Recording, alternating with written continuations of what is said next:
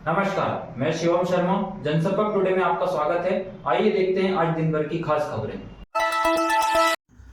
जिले में चलाए जा रहे धरती आबा अभियान के तहत आज 25 जून को जनजातीय गांवों में शिविर लगाकर 596 हितग्राहियों को लाभान्वित किया गया।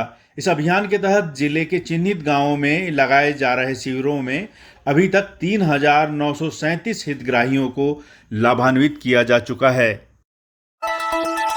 आपातकाल की 50वीं वर्षगांठ पर आज संविधान हत्या दिवस के रूप में मनाया गया। जिले भर में अनेक स्थानों पर कार्यक्रम आयोजित किए गए। इन कार्यक्रमों में बड़ी संख्या में जनप्रतिनिधि, गणमान्य नागरिक तथा विद्यार्थी शामिल हुए।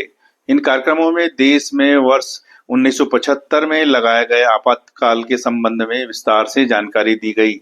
भारत सरकार के निर्देशानुसार इस संबंध में 25 जून 2025 से 1 वर्ष तक विभिन्न कार्यक्रमों का आयोजन किया जाएगा। मुख्यमंत्री डॉक्टर मोहन यादव संविधान हत्या दिवस के अवसर पर इंदौर में आयोजित कार्यक्रम में शामिल हुए। इस लोकतंत्र सेनानी के उन सम्मान में बोल रहा हूं कि ये आपातकाल वास्तव में दुनिया के अंदर भारत के लोकतंत्र को बचाने की सबसे बड़ी लड़ाई थी। आप आसपास पूरी दुनिया में देखो, दक्षिण एशिया में देखो, कहीं बचा नहीं है। बचा अगर है तो भारत में है। और उसका परिणाम क्या आता है? कांग्रेस से हमारी जो लड़ाई है, वो लड़ाई क्या है?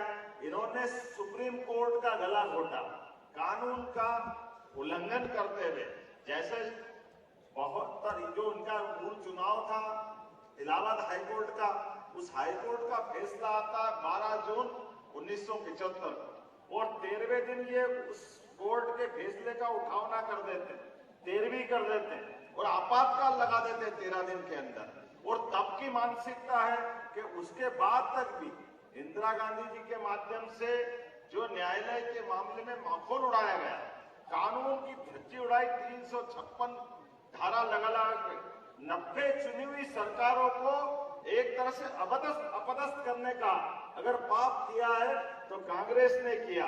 और बाद के क्रम में भी उनके ही वंशज जब 3 तलाक का फैसला इसी इंदौर की धरती पे होता है, तब 3 तलाक के फैसले के मामले में भी न्यायालय को नीचा दिखाने का काम कहीं किया है तो हमारे अपने इसी पार्टी की, इसी वंश परंपरा ने किया।